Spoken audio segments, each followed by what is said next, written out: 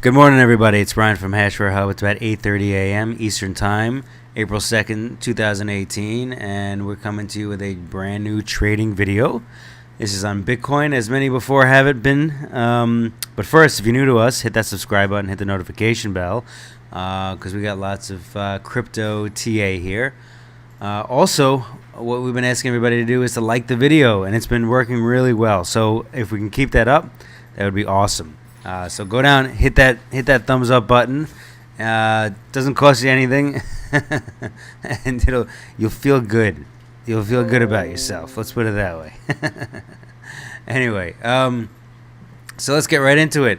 Last night we had our BBB trade, and like I said, my previous videos, this trade is not for you. It is for me, not for you, for me.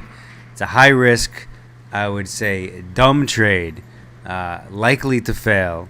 However, sometimes it's just fun to do some of these shooting from the hip type of trades, and not having to be so super technical and analytical about everything, and feeling the market and going forward with it. So, when did we do it? I actually released it on Facebook. Yes, I know, and people are surprised that people still use Facebook, but unfortunately, it's one of the larger venues that's out there as far as social media is concerned, and so we use it. So we did it right here last night. It was actually on a 4-hour basis, and it was the end of this candle right here that we have this up blue arrow.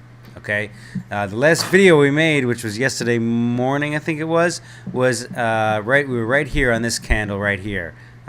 This blue arrow that's pointing to the right. It was literally right on this candle right here before it dropped off. Excuse me. So, the way in which we did this trade, this BBB trade, big balls trade, big balls buy, is not how I've gone ahead and I've shown you guys how we go about trading. This is based on algorithms that I've honed over the past, let's say, about 15 years, maybe a little bit longer than that. And yeah, that's basically what this is. What this is all about. So it basically looks at cycles, and on a 4-hour basis, the cycle was starting to turn up. So basically, this is where the trade was taken. It's as simple as that, but it could be done a lot smarter. Okay, obviously, 100%, it could be done a ton smarter. Yes, I obviously knew this at the time, but that was not the how do I put it, the reason why I did the trade. Okay. It's big balls buy is if that doesn't explain the trade, I'm not really sure what would. But basically, how would you be smarter about it?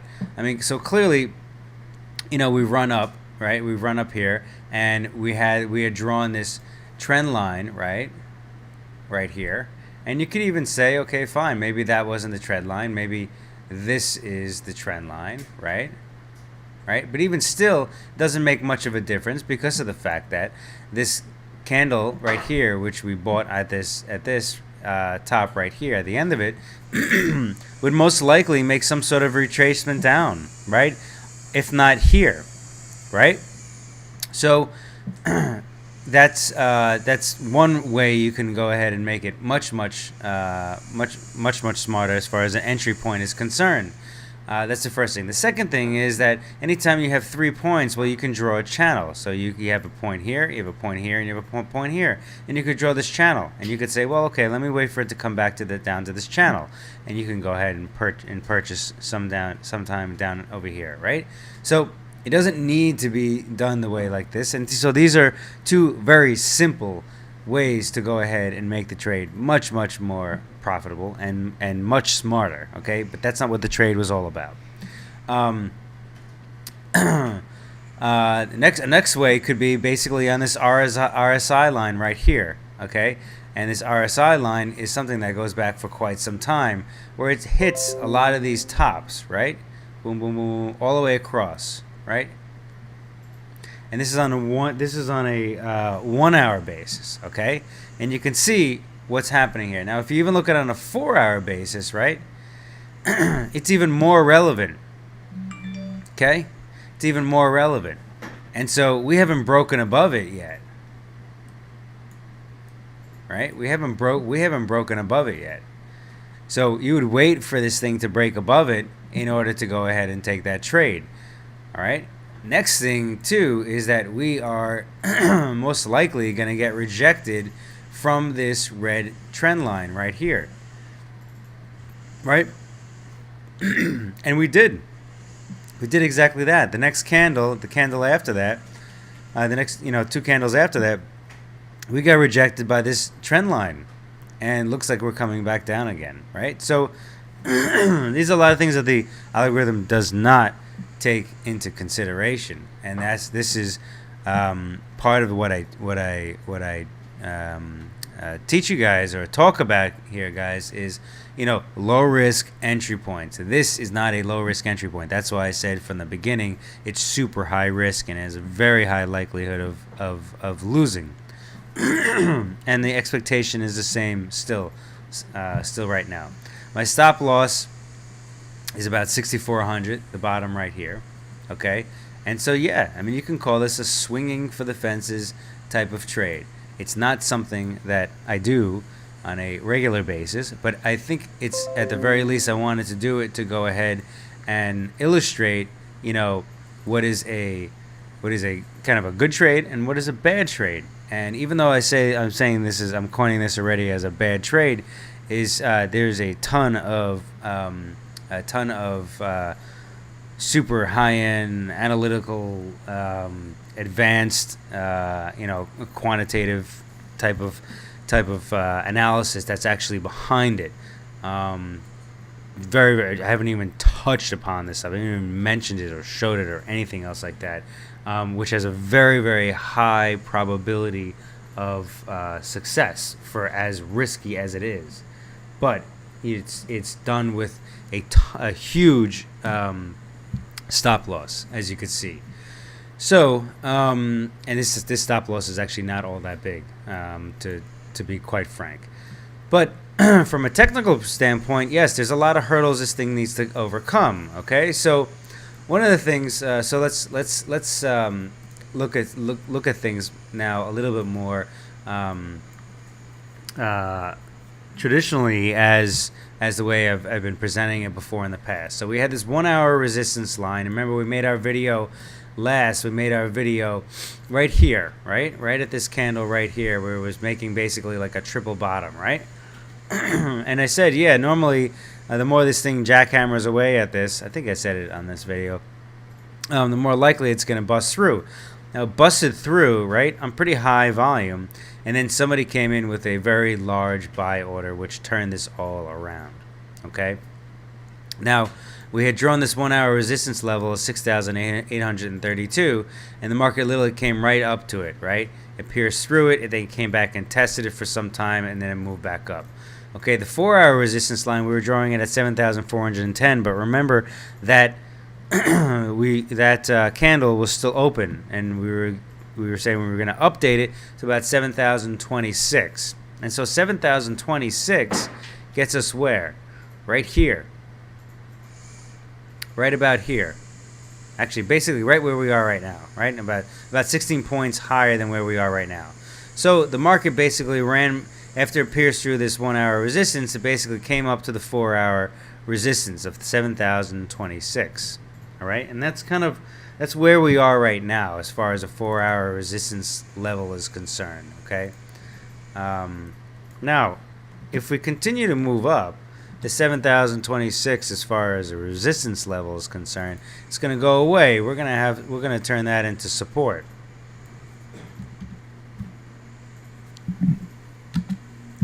All right. Okay, so now also the 1 hour resistance now turns into 1 hour support, because we've been going up here for a bit on the 1 hour time frame. That support turns to 6,903. Okay, 6,000. Come on. 6,903.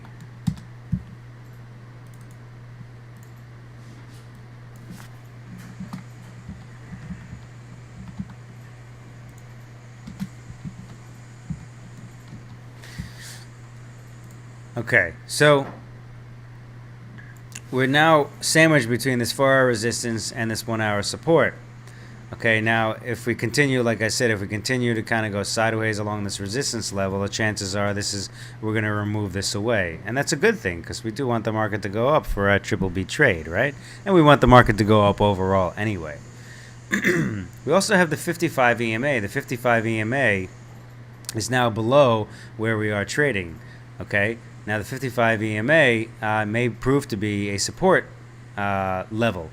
Okay, where the market may try to go ahead and test again. Also, we have this channel right here. So this channel, we may, continue to kind of move within this channel, possibly breaking this this red resistance level. Okay, this red trend line, which is the bottom of this, this is large, whatever you want to call it, triangle, right? So, I would be surprised if we break through this this red line, the bottom of the triangle. I would be kind of surprised. I would have to see a fair amount of volume coming in. Somebody else that wants to go ahead and start putting some volume in like this. And then, yeah, we may get up above it.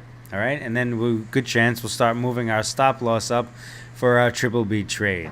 Okay? But, yeah, I mean, that's kind of how we're seeing it right now. Another thing I want to show you guys is on the on-balance volume. So on-balance volume is within this trend line right here, this this channel. Okay, this is on a 1-hour basis. On a 4-hour basis, it looks like this. Clearly very different, right?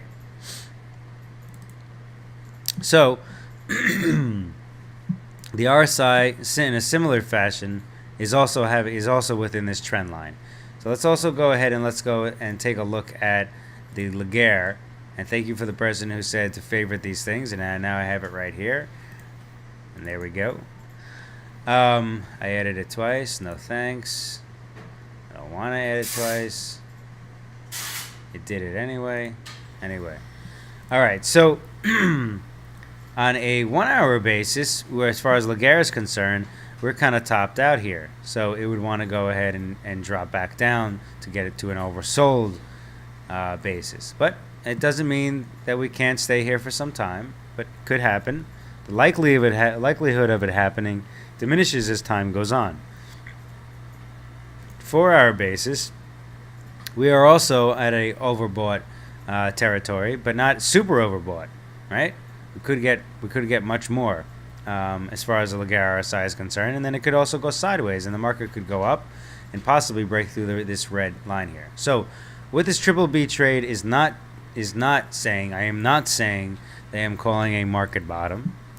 I'm not saying that is something that you should do. I'm not saying it's a high probability of success or anything else like that. I want to get this straightforward as clearly as possible, okay? And like I said in the beginning, this is a trade for me, not a trade for you. And it's not a trade I would want you to take. It's a very high risk trade.